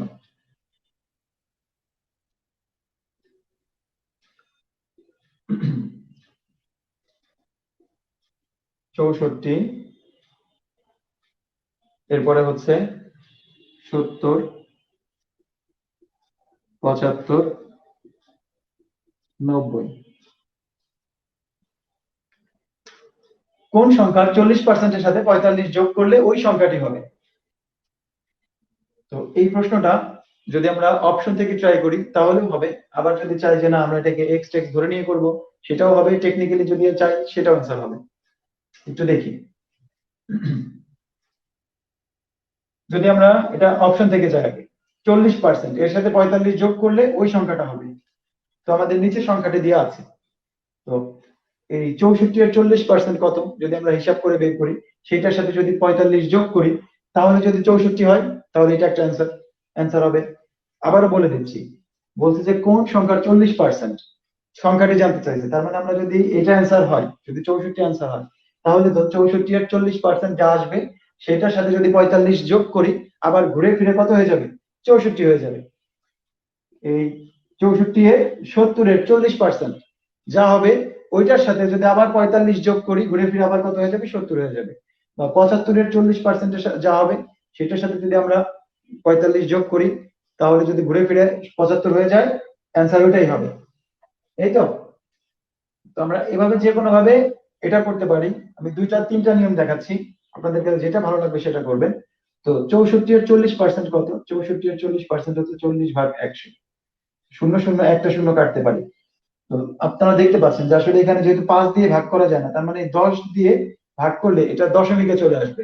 তো কোনো দশমিক সংখ্যার সাথে পূর্ণ সংখ্যা যোগ করলে সেটা অবশ্যই কি হবে না, একটা পূর্ণ সংখ্যা হবে না। তার মানে এটাকে আমরা নিতে পারছি না। এটার 40% হিসাব করি, শূন্য শূন্য কেটে দিলাম, 4 হচ্ছে 28। তো 28 আর হচ্ছে 45, এই দুটো যোগ করলে কি কখনো 70 হবে? এই দুটো যোগ করলে হবে হচ্ছে আমাদের আরো বেশি হয়ে যাচ্ছে নাকি, 13 3 হাতে আছে 1, 73 হয়ে যাচ্ছে। তাহলে এটা অ্যান্সার না। 75, তো 75 গুণ হচ্ছে 40% দিলাম, শূন্য শূন্য কেটে দিলাম, 5 দিয়ে যদি কাটি, 5 15 হচ্ছে 75, 5 দুগুণা 10, 2 দিয়ে কাটলে 2 আসছে কত, 30। এই 30 এর সাথে 45 যোগ করলে অ্যান্সার হয়ে গেছে 75, এটা রেজাল্ট। এটা গেল একটা ওয়ে, আমরা কি করতে পারি, অপশন চেক করে অ্যান্সার দিতে পারি। দ্বিতীয়তে আসি, যে আমরা অপশন চেক করার মধ্যে নাই, তো কি করব, অঙ্ক করে সমাধান করব। কোন সংখ্যার 40%, ধরে নিলাম সংখ্যাটি হচ্ছে এক্স, তাহলে এক্স এর 40% মানে 40/100, এর সাথে 45 যোগ করলে ওই সংখ্যাটি হবে, কত হবে, এক্স হবে। ভালো কথা, আমরা শূন্য শূন্য কেটে নিলাম, কেটে দিয়ে 10 দিয়ে গুণ করে দিই, তাহলে এখানে হবে 4x, এটা হবে 450, 10 দিয়ে গুণ করে দিচ্ছি, নিচে 10 ছিল, এখানে হচ্ছে 10x। তো 10x আর 4x বিয়োগ করলে কত থাকবে, 450, এখানে থাকবে হচ্ছে 6x, বিয়োগ করে দিলাম। তাহলে x এর মান কত পাচ্ছি, 6 দিয়ে ভাগ করে দিই, x ইকুয়াল টু হবে 450 ভাগ হচ্ছে 6, কত আসবে, 3 দিয়ে দিই, 3 দুগুণ 6, 3 15 45, 2 দিয়ে কাটলে 75, তাহলে উত্তর হবে 75। এই একটা টেকনিক। এখন আসি একদম সব শেষ। আমরা জানি যে কোনো একটা সংখ্যা মানেই হচ্ছে ওই সংখ্যাটার কত পার্সেন্ট, 100%। যে কোনো একটা সংখ্যা মানেই হচ্ছে ওই সংখ্যাটার 100%। তাহলে এই সংখ্যার 40%-এর সাথে 45 যোগ করলে ওই সংখ্যাটি হবে। তো আগে আছে 40%, এর সাথে আর কত পার্সেন্ট যোগ করলে 100% হয়। কোন সংখ্যার 40%-এর সাথে 45 যোগ করতে বলছে, তাহলে কত পার্সেন্ট যোগ করলে, 40%-এর সাথে কত পার্সেন্ট যোগ করলে 100% হবে, অবশ্যই 60%। তার মানে যেই সংখ্যাটা আছে ওই সংখ্যাটার যদি আমরা 60% নেই, 60% মানে হচ্ছে 45, তাহলে 60% যদি হয় 45, 1% সমান কত, আর 100% সমান কত, শূন্য শূন্য কেটে দিলাম, 3 দুগুণ 6, 3 15 45, আর 5 5 15 হচ্ছে 75। এটাই রেজাল্ট। খুব সিম্পল না? তো এটা প্রথমে দেখেন, আপনারা আগের বিষয়গুলো হয়তো বোঝার চেষ্টা করতেন না, এই জন্য আমি আগে একটু বিস্তারিত দেখিয়েছি, যে আমরা যতভাবে করতে পারি সবগুলো দেখানোর পরে আমি লাস্টে একদম সহজটা দেখানোর চেষ্টা করলাম। আবারও বলে দিচ্ছি যে 40%-এর সাথে 45% যোগ করলে ওই সংখ্যা হবে, যে কোনো সংখ্যা মানেই সংখ্যাটির 100%। ক্লিয়ার? তো আমরা 40%-এর সাথে 45 যোগ করলে 100% হবে, 45 মানেই তার মানে 60%, 40%-এর সাথে 60% যোগ করলে 100%। সো আমি বলতেই পারি 60%-এর মান হচ্ছে 45, তাহলে 1%-এর মান কত, আর 100%-এর মান কত। তো এভাবে করে কিন্তু আমরা কি সমাধান করতে পারি। এরপরে যাচ্ছি,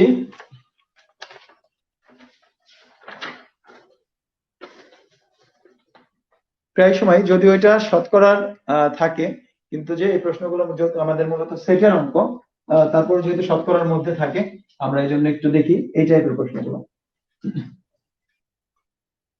কোন পরীক্ষার্থী বা কোন পরীক্ষায় কোন পরীক্ষায় 52% ইংরেজিতে,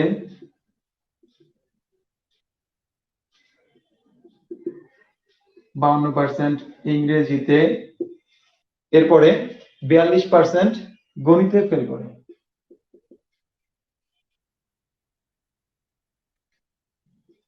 গণিতে ফেল করে। কোন পরীক্ষায় 52% ইংরেজিতে আর 42% হচ্ছে ইংরেজিতে ফেল করে।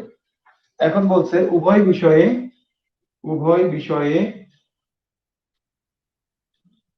17% ফেল করে। বলা হচ্ছে যে তবে কতজন উভয় বিষয়ে পাশ করেছে।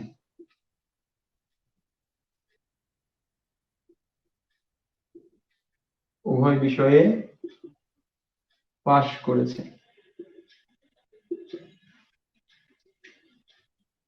কোন পরীক্ষায় 52% ইংরেজিতে, 42% গণিতে ফেল করে, উভয় বিষয়ে 17% ফেল করলে কতজন উভয় বিষয়ে পাশ করেছে। তো এই জাতীয় প্রশ্নের ক্ষেত্রে আমি আপনাদেরকে যেটা বলবো, যে আমাদের একটা সূত্র আছে এখানে, এই সূত্রের প্রয়োজন নেই, যে number of A union B equal to number of A plus number of B minus number of A intersection B. তবে আমি বলছি না যে আপনারা সূত্র মুখস্থ করে গিলে ফেলুন, কারণ আমরা এই সূত্র ছাড়াও বা ওই সূত্র বাদ দিয়ে জাস্ট টেকনিক্যালি মনে রেখেও অ্যান্সার করতে পারবো। আচ্ছা, ক্লাস 2 আওয়ার্স চাই।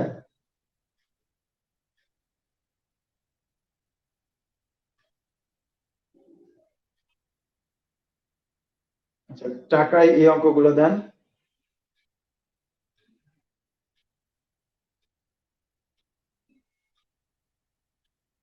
ওকে, আপনাদের কাছে যদি কোনো প্রশ্ন থেকে থাকে আপনারা আপনাদের প্রশ্নগুলো কমেন্টে দিতে পারেন, আমি সমাধান করে দিব। আমি বুঝতে পারিনি যে টাকায় অঙ্কগুলো দেন বলতে কি বোঝাতে চেয়েছেন।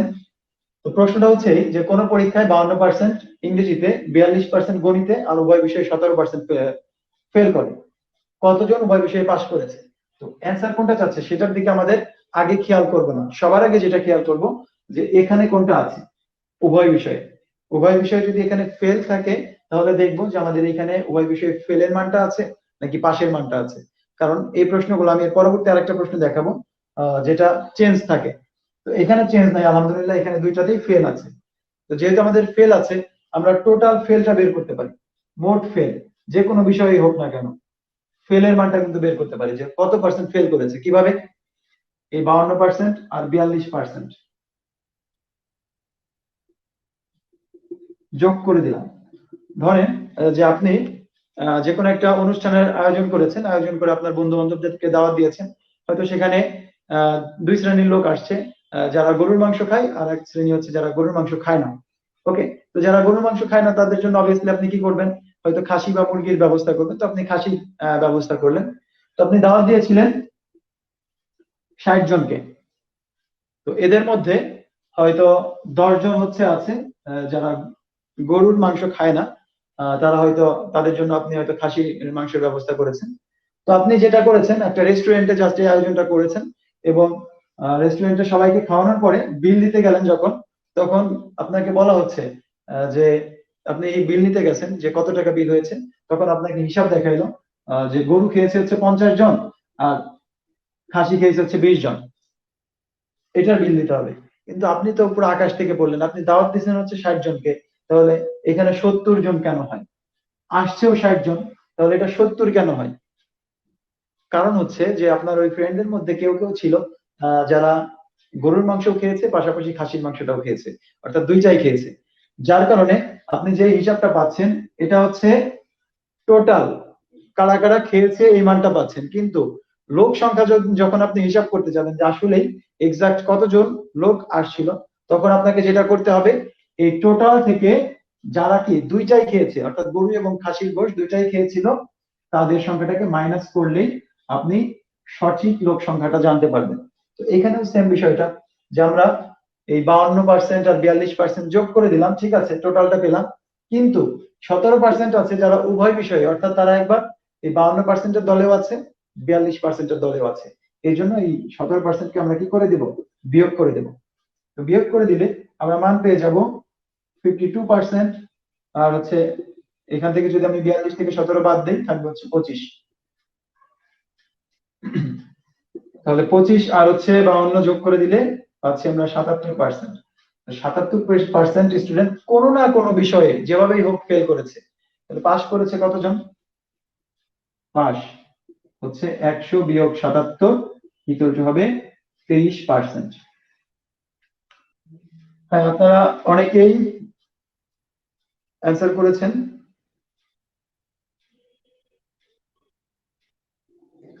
হ্যাঁ, পারভেজ আহমেদ রাতুল ভাই, আমি চেষ্টা করেছি সহজভাবে দেখানোর জন্য। যদি কোনো প্রবলেম থাকে একটু এখন জানাবেন যে হয়েছে কিনা। তো আজকে যেহেতু প্রথম ক্লাস, এই জন্য আমি একটু লং টাইম নিচ্ছি। আশা করি পরবর্তী ক্লাসগুলো টাইমলি শেষ হয়ে যাবে। আপনারা অনেকেই হয়তো ট্রল করা শুরু করেছেন যে 2 ঘন্টা ক্লাস চাই। 2 ঘন্টা লাগবে না, 1 ঘন্টা করে শিখলেই ইনশাল্লাহ শেষ হয়ে যাবে। ওকে, তাহলে আরেকটা প্রশ্ন দেখিয়ে আমি জাস্ট এই টাইপের প্রশ্নগুলো একটু শেষ করব। কোন একটা পরীক্ষায় 70% বাংলায় আর হচ্ছে 80% ইংরেজিতে পাশ করেছে। 70% বাংলায়, 80% হচ্ছে ইংরেজিতে পাশ করেছে, আর 10% উভয় বিষয়ে ফেল করেছে, 10% উভয় বিষয়ে ফেল করেছে। এখন জানতে চাচ্ছে যে উভয় বিষয়ে 300 জন শিক্ষার্থী পাশ করে থাকে, উভয় বিষয়ে মোট 300 জন পাশ করলে মোট শিক্ষার্থী কত? মোট শিক্ষার্থী কত?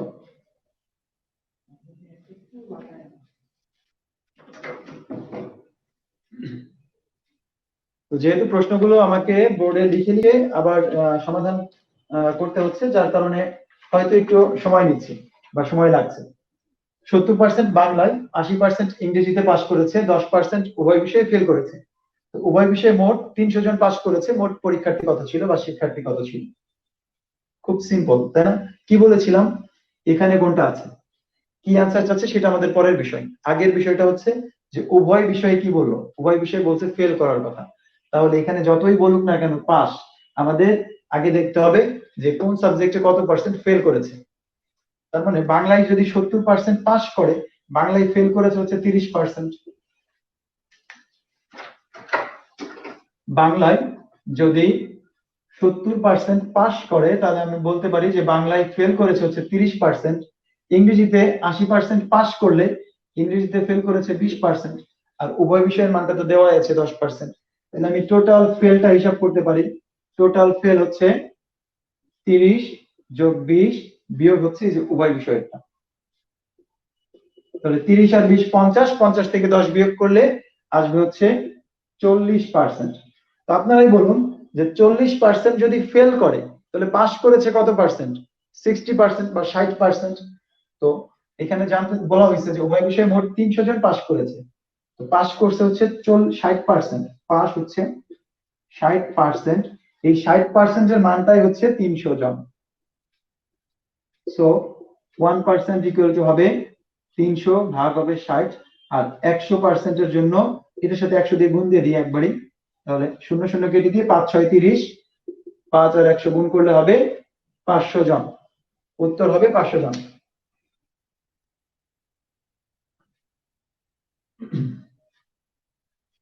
আচ্ছা, নেক্সট ক্লাস কখন হবে অবশ্যই আপনাদেরকে নোটিশ করে জানিয়ে দেওয়া হবে।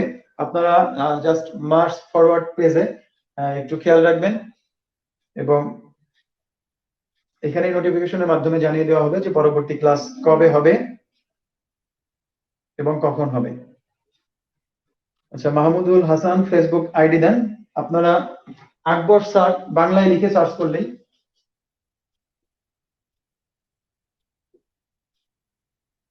আমার ফেসবুক পেজ পেয়ে যাবেন। তো সেক্ষেত্রে আমার পেজে সংযুক্ত হতে পারবেন।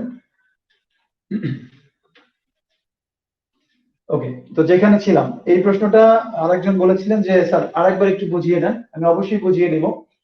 আবারও বলে দিচ্ছি যে আমাদের টার্গেট হচ্ছে উভয় বিষয়। এই উভয় বিষয়ে কি ফেল দেওয়া আছে নাকি পাস দেওয়া আছে? যেহেতু এখানে বলছে যে উভয় বিষয়ে ফেল করেছে 10%, এই জন্য আমরা সরাসরি চলে গেলাম বাংলায় পাস করেছে 70%, তাহলে ফেল করছে 30%। ইংরেজিতে পাস করেছে 80%, তাহলে ফেল করেছে 20%। আর উভয় বিষয়ে 10%। সব কি পেয়ে গেলাম? ফেল পেয়ে গেলাম। তাহলে টোটাল ফেল গুলো হিসাব করলাম যে 20 যোগ 30 আর বিয়োগ হচ্ছে উভয় বিষয়ের 10, মান পেলাম 40%। তো ফেল যদি করে 40%, পাস করছে কত পার্সেন্ট? 60%। উভয় বিষয়ে পাস করে 60%, যে মানটা হচ্ছে 300 জন। তো 60% যদি 300 জন হয়, 1% কত আর 100% এর মান কত? আমাদের টোটাল মান আসলো 500 জন।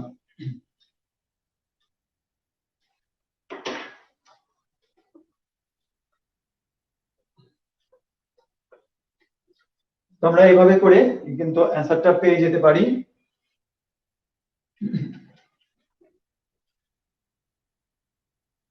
তো যাই হোক, আমাদের অনেকেই আমরা বলি যে আসলে আমাদের কি অঙ্কের বেসিকটা অনেক দুর্বল, কি করলে বেসিক ক্লিয়ার হবে, কোন বই পড়লে বেসিক ক্লিয়ার করে মানে ক্লিয়ার হয়ে যাবে। আসলে কোনো বই বা কোনো টিচারই আপনার বেসিক ক্লিয়ার করতে পারবে না যতক্ষণ পর্যন্ত আপনি না চান। কারণ অঙ্কের বেসিকটাই হচ্ছে যোগ বিয়োগ গুণ ভাগ। তো এই যোগ বিয়োগ গুণ ভাগে যদি আপনি আহ মানে স্লো হয়ে যান, হিসাবে যদি স্লো হয়ে যান, তাহলে আপনি তো বেসিক দুর্বলই থেকে যাবে। এই জন্য এগুলো বেশি বেশি প্র্যাকটিস করতে হবে। বেশি বেশি প্র্যাকটিস করলে দেন দেখা যাবে যে আপনার এই প্রবলেমটা থাকবে না, আপনি যে কোনো হিসাব খুব দ্রুত করতে পারবেন। তবে কিছু কিছু টেকনিকেরও ব্যাপার আছে, যেমন ধরলাম যে আমার এখানে আসছে 63 ইন্টু 63 বা 63 এর বর্গ, এটার মান কোথাও না কোথাও আমার কাজে লাগবে। তো এটার মান আমি কিভাবে বের করব? এটাকে তো আমাকে তখন ক্যালকুলেশন করতে হবে এইভাবে। অথবা আমার এখানে আসছে যে 91 গুণ 98, এই দুইটা সংখ্যা গুণ করলে গুণফল কত হবে? বা 92 গুণ 98, এই দুইটা সংখ্যা গুণ করলে গুণফল কত হবে? তো আমাকে কি করতে হবে? ক্যালকুলেশনের জন্য, এটাকে হিসাব করার জন্য এই উপরে নিচে লিখে গুণ করা শুরু করতে হবে। কিন্তু এই উপরে নিচে যখন আমরা গুণ করতে চাই তখন কি হবে? আমাদের সময়টা বেশি লাগবে। তো আমরা জাস্ট দুইটা টেকনিক শিখবো, একটা হচ্ছে বর্গ করার আর একটা হচ্ছে গুণ করার। এই দুইটা টেকনিক শিখে আজকের ক্লাস শেষ করব। ইনশাআল্লাহ আগামী ক্লাসে আমরা আরো নতুন নতুন টেকনিক সহ পরবর্তী টপিক নিয়ে আপনাদের সামনে হাজির হব। তো যাই হোক, আমি দুইটা টেকনিক শিখিয়ে দিচ্ছি আপনাদের সকলের উদ্দেশ্যে। একটা হচ্ছে গুণ আর একটা হচ্ছে বর্গ। যেমন ধরলাম যে আমাদের এখানে 74, এই সংখ্যাটার বর্গ কত? 74 কে বর্গ করলে ফলাফল কত হবে? ক্যালকুলেটর ছাড়া করতে হবে। বা 74 গুণ 74, এটাই তো আসছে, এটার বর্গটা কত হবে? এই তো। তো এটার জন্য আমরা জাস্ট 4 কে বর্গ করে দিই। 4 কে বর্গ করলে কত? 74 এর বর্গ করতে পারি না, কিন্তু 4 কে তো বর্গ করতে পারি। 4 কে বর্গ করলে হবে 16, এটা হচ্ছে 4 এর বর্গ। 7 কে আবার বর্গ করতে পারি, 7 7 হচ্ছে 49। 4 এর বর্গ করে 4 এর নিচে লিখলাম, 7 এর বর্গ করে এটার নিচে লিখলাম। এখন যে কাজটা করব, এই যে দুইটা সংখ্যা এই 2 সহ গুণ করে দেব। 4 7 28, 28 দুগুণা হচ্ছে 56, 6 6 এর 1 7, 4 আর 5 14, 9 5 14 4, হাতে আছে 1, 4 আর 1 5, তার মানে এটার বর্গ হচ্ছে এটা। আবার যাই, হয়তো এখানে 47 না, কত নিব? 43 এর 43 এর বর্গ। 3 এর বর্গ করলে হবে 9, আর 4 এর বর্গ করলে হবে 16। তো এই যে 3 এর বর্গ করলে 9, এটাকে 9 লিখবো না, লিখবো হচ্ছে 09, 2 অঙ্ক বিশিষ্ট। আর এই সংখ্যাগুলোকে নিজেদের মধ্যে গুণ করে দিলাম। 3 4 12, 12 দুগুণ হচ্ছে 24, তাহলে 9 4 আর হচ্ছে 6 আর 2 8, হ্যাঁ, তাহলে এটার রেজাল্ট হবে।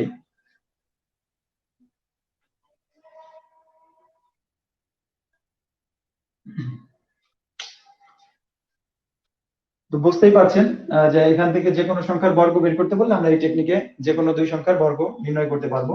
এখন আসি যে আমাদের যে আরো দুইটা গুণ দেখতে চাচ্ছিলাম, যে 92 আর 98 গুণ করলে কত হবে। তো এই 92 সংখ্যাটি 100 থেকে, এইটা হচ্ছে 100 এর কাছাকাছি, বা সেটা 100 এর বেশিও হতে পারে, 100 এর কমও হতে পারে। এই সংখ্যাগুলোকে আমরা কিভাবে গুণ করতে পারি? তো 100 এর কাছাকাছি, 92 হচ্ছে 100 থেকে কত কম? 8 কম। 98 100 থেকে কত কম? 98 হচ্ছে 100 থেকে 2 কম। আমরা যে কাজটা করব, জাস্ট এই দুইটা সংখ্যাকে গুণ করব।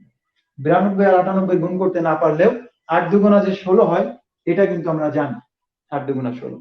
এখন যেটা করব, এই দুইটা সংখ্যা অথবা এই দুইটা সংখ্যা বিয়োগ করে দেব। হয় 92 থেকে 2 অথবা 98 থেকে 8, বিয়োগ করলে হবে 90, রেজাল্ট হবে 9016।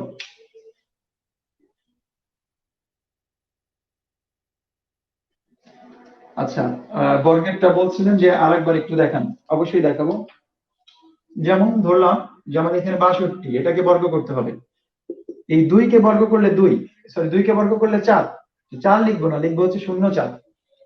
এক অঙ্ক বিশিষ্ট যদি হয়ে যায় কোনো অঙ্ক, যেমন 1 কে স্কোয়ার করলে 1, এটাকে 1 না লিখে লিখবো 01। 2 কে স্কোয়ার করলে 4, 4 না লিখে লিখবো 04। 3 কে বর্গ করলে 09, 4 কে বর্গ করলে তো 16। ঠিক আছে, এই জন্য যেগুলা এক অঙ্ক বিশিষ্ট, এগুলোর সামনে জাস্ট একটা শূন্য দেবো। 04, 6 6 হচ্ছে 36। আর এই দুইটা সংখ্যাকে নিজেদের মধ্যে গুণ। 6 দুগুণা 12, 12 দুগুণা হচ্ছে 24, 4 4 8 3। ওকে। তো যাই হোক, আমরা প্রতিদিনই প্রত্যেকটা ক্লাসে নতুন নতুন কিছু কিছু টেকনিক শিখবো অঙ্ক করার মাঝে। তো আজকে এই পর্যন্তই। সকলেই ভালো থাকবেন, সুস্থ থাকবেন, এবং আশা করি নেক্সট ক্লাসে আপনাদের সকলের সাথে আবারও দেখা হবে। আল্লাহ হাফেজ, আসসালামু আলাইকুম।